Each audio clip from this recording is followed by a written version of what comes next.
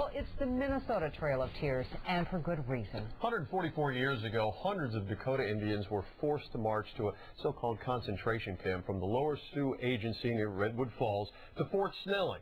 Now their descendants are making the same trek, and here's Carol Evans Ken speak. They'd walked more than 100 miles in a week. They were on a busy stretch of highway. They were tired. They were marching the route their ancestors had been herded across 144 years ago. 1,700 women and children mostly. The able-bodied men had been sent to be hanged at Mankato. The women and children were herded to Fort Snelling to, in the words of Governor Alexander Ramsey, be exterminated or driven forever beyond the borders of our state.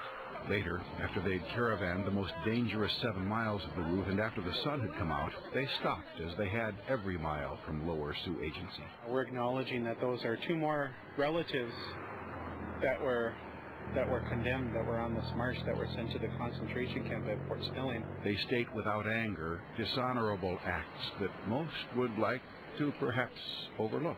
Telling this story is an act of resistance. It's about remembering who we are as Dakota people. As they neared Fort Snelling, the women took the staff representing the 38 men actually executed in the biggest mass hanging in U.S. history. The women marched at the front, as they had when there were no men. When we cross that Mendota Bridge, and you can look down at the concentration campsite to the right, and you realize this is where our ancestors were imprisoned. It was an emotional experience that these folks do once every 2 years to remind the rest of us what happened to their ancestors. Ken Speak, Carol Evans News, Eagan.